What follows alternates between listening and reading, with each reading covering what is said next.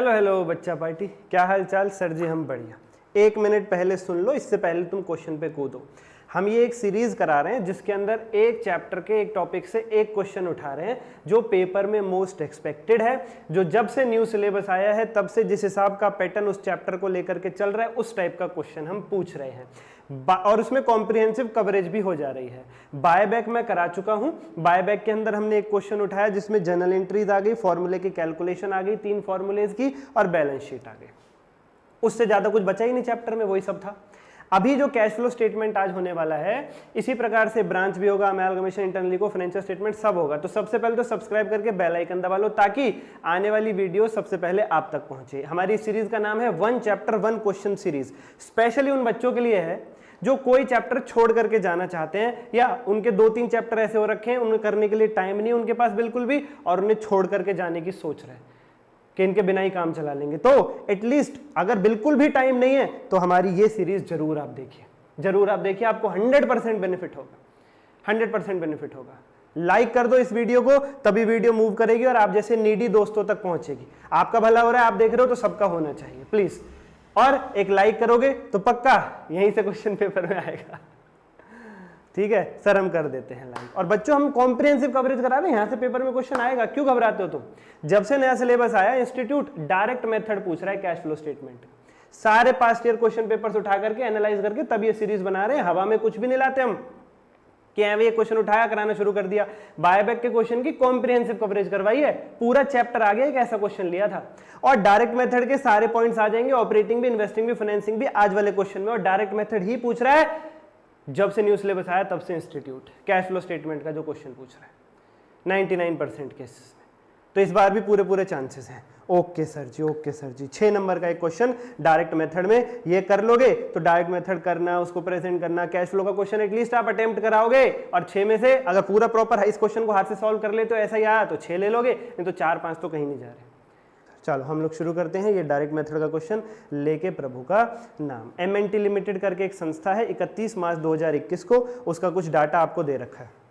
सबसे पहले कहा है company sold goods for cash only, company केवल नगद सेल करती है, केवल नगद सेल करती है। ठीक है।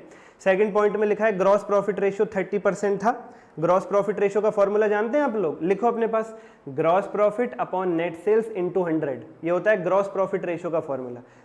तो gross profit upon net sales into 100 equal to आता है 30% के। और ग्रॉस प्रॉफिट आपको दे दिया क्वेश्चन ने 3,82,500। तो क्या हम यहां से नेट सेल्स ढूंढ लेंगे? क्या हम यहां से नेट सेल्स ढूंढ लेंगे? Please tell me. फॉर्मूला क्या होता है जीपी रेशो का? Gross profit upon net sale into 100, ये आता है जीपी रेशो। तो gross profit upon net sale into 100 equal to दे रखा आपको 30%। ग्रॉस प्रॉफिट भी बता दिया, तो आपकी इक्वेशन में केवल एक ही फिगर गायब है, net sale. Gross profit 382,500 divided by net sale into 100 equal to 30%। Net sales यहां से मिल जाएगी।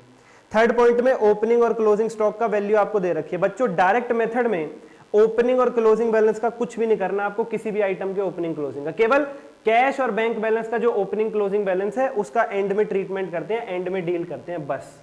बाकी किसी भी आइटम के ओपनिंग और क्लोजिंग बैलेंस से आपको डायरेक्ट मेथड में कोई लेना देना नहीं है, अनलेस कोई एडजस्टमेंट और अकाउंट बना रहे हो। ठीक है सर, तो इसको हम इग्नोर करेंगे।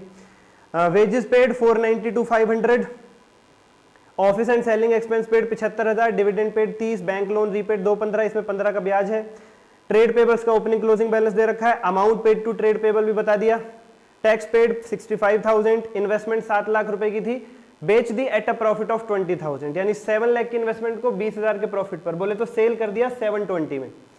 डेप्रीसिएशन फिक्स्ड एसेट पर है 85,000, प्लांट मशीनरी परचेज करी है 2.5 लाख की। ओपनिंग बैलेंस कैश का है 2 लाख और क्लोजिंग बैलेंस कैश का है 607,500। कैश फ्लो स्टेटमेंट बनानी है बच्चों। सबसे पहले आपको 1 नंबर तो इन्हीं चीजों का मिल जाएगा। ऊपर लिखिए मेसर्स एमएनटी लिमिटेड, संस्था का नाम। फिर क्या बना रहे हो वो लिखो, cash flow statement for the year ended 31 मार्च 2021। फिर लिखो क्या बना रहे हो, कैश फ्लो स्टेटमेंट। फिर लिखो कौन से साल के लिए बना रहे हो, क्वेश्चन में डाटा था 31 मार्च 21 का, तो लिखो फॉर द ईयर एंडेड 31 मार्च 21।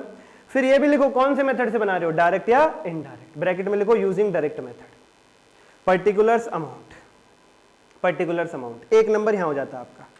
ठीक है सर, बिल्कुल छोड़ के मत जाओ यार, देखो चीजें, ऐसा सेम क्वेश्चन आ सकता है पेपर में, बहुत चांसेस है, बहुत चांसेस है। ठीक है सर, ठीक है। अब एक एक करके जो ऊपर आइटम थे ना, आपको पता लगाना है कौन सा आइटम ऑपरेटिंग में जाएगा, कौन सा आइटम इन्वेस्टिंग में जाएगा और कौन सा आइटम फाइनेंसिंग में जाएगा, आपको ये पता लगाना है। कैश फ्लो स्टेटमेंट में 3 टाइप की एक्टिविटीज होती है, cash flow from operating, cash flow from investing, cash flow from financing. कौन सा आइटम कहाँ जाएगा पता लगाना है। पहले आइटम तो कुछ अमाउंट नहीं था, जानकारी थी खाली कि कंपनी नगद सेल करती है, उसे तो छोड़ो। सेकंड पॉइंट में gross profit 382,500 divided by net sale into 100 equal to 30%। Solve करोगे तो 382,500 डिवाइडेड बाय 30% आपकी नेट सेल आ जाएगी 1275। सॉल्व नहीं कर पा रहे हो तो ऊपर दिए गए नंबर पे डीएम कर लेना। क्या लिखना है ऊपर, 382,500 divided by net sale into 100 equal to 30%। वो 30% वाला इधर आ जाएगा, नेट सेल उधर चला जाएगा। 382,500 को 30%, शॉर्ट कर देता हूं, ग्रॉस प्रॉफिट को जीपी रेशो से डिवाइड करो, नेट सेल आती है, शॉर्टकट, बात खत्म। 382,500 डिवाइडेड बाय 30%, 12,75,000 सेल आ गई। सेल कहां जाएगी, सेल हमारी रेगुलर एक्टिविटी है, डे टू डे, जो रोज डेली बेसिस पे हम करते हैं, वो आएगी आपकी ऑपरेटिंग एक्टिविटी में। याद रखिएगा बच्चा पार्टी, ऑपरेटिंग एक्टिविटी में, ठीक है। जो day to day regular activities है वो ऑपरेटिंग में, जो फिक्स्ड एसेट और नॉन करंट इन्वेस्टमेंट से रिलेटेड चीजें हैं वो इन्वेस्टिंग में, और जो उधार का लेन देन है, उधार लेना और देना, उनसे रिलेटेड जो चीजें हैं वो फाइनेंसिंग में। ठीक है sir. Next item, opening closing stock ignore करेंगे। वेजेस पेड 492,500, वेजेस ऑपरेटिंग में जाएगा। ब्रैकेट लगा देना, लेकिन क्यों, जब पैसे की आप पेमेंट करते हो तब ब्रैकेट लगाओगे, वो पैसा आउटफ्लो हो रहा है, बाहर जा रहा है। सेल से क्या होता है, पैसा आता है, इसलिए बिना ब्रैकेट के लिखा 1275। वेजेस की पेमेंट कर रहे हो तो पैसा जाएगा तो ब्रैकेट लगा देना, वो माइनस होगा, माइनस को अकाउंट्स में ब्रैकेट लगा के शो करते हैं। नेक्स्ट आइटम क्या है उसके बाद, office and selling expense operating में आएगा 75,000, ये भी माइनस कर दो।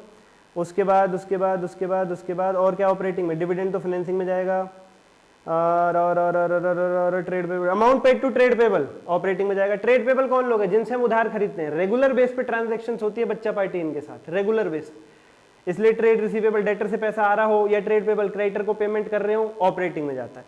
एक ही आ जाएगा 460, तो 1275 माइनस 460 माइनस 492,500 माइनस 75,000, 247,500।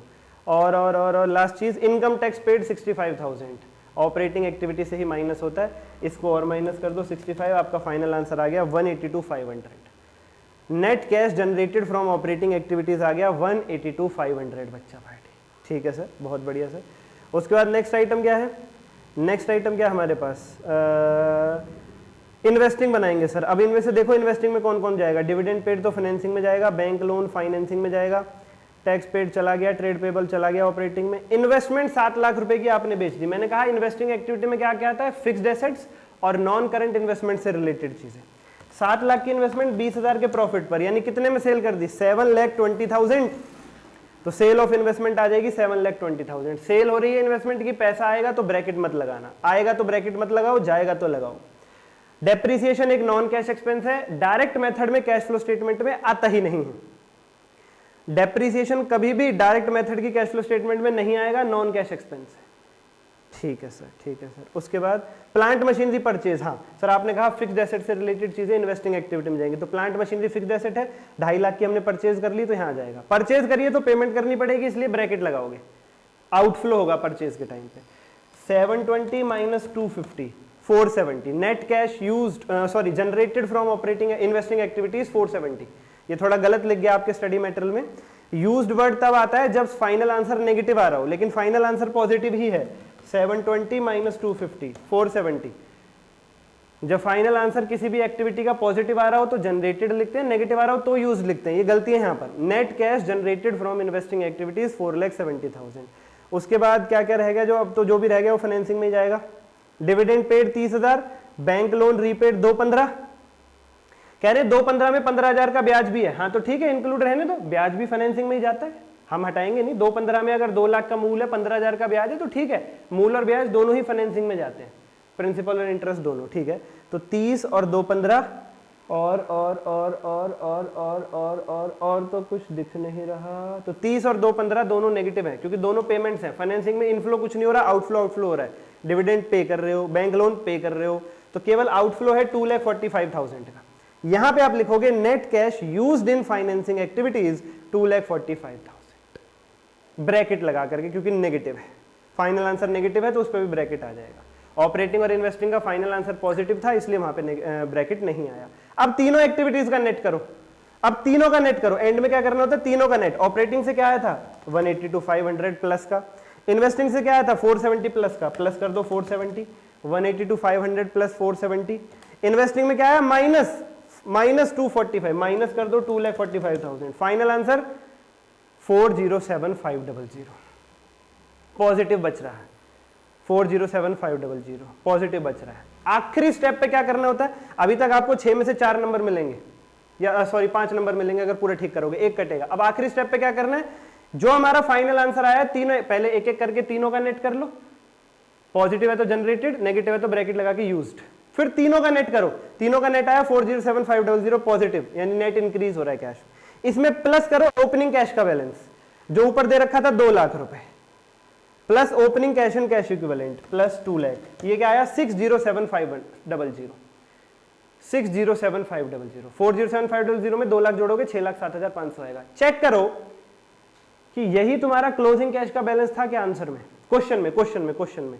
हाँ सर 15वें पॉइंट पे 31 मार्च 21 यानी क्लोजिंग बैलेंस कैश का यही है 607,500, यानी तुम्हारा आंसर बिल्कुल ठीक है, 6 में से 6 नंबर मिलेंगे। कैश फ्लो उन चैप्टर्स में से जिसका आंसर भी मैच कर पाते हो आप पेपर में, क्या अभी हमने ठीक किया या नहीं, आपको खुद ही पता चल जाएगा। अगर तीनों एक्टिविटीज का नेट करने के बाद 407,500, उसमें जब आप प्लस करते हो opening cash and cash equivalent 2 lakh, तो उनका जो प्लस है 407,500 प्लस 2 लाख, तीनों एक्टिविटीज के net plus opening cash and cash equivalent का जो टोटल है 607,500। अगर क्वेश्चन में दिए गए closing cash and cash equivalent के बराबर आ रहा है वो 607,500, तो बहुत अच्छी बात है, आपका आंसर मैच है। अदरवाइज कुछ दिक्कत है, सर दिक्कत आए तो फंस मत जाना कि वे दोबारा करें, पूरा करें, शुरू से करें। अरे भाई कोई इक्का दुक्का पॉइंट गलत हो गया होगा फिर छोड़ देना, एक ही ट्राई मारना मिसमैच होने के बाद कि देख लें कहीं गलती मिल रही है तो ठीक कर दें, दोबारा नहीं मिल रही है एक बार में तो दोबारा ट्राई मत करना, फंसे रह जाओगे, आता हुआ भी बाकी पेपर छोड़ आओगे।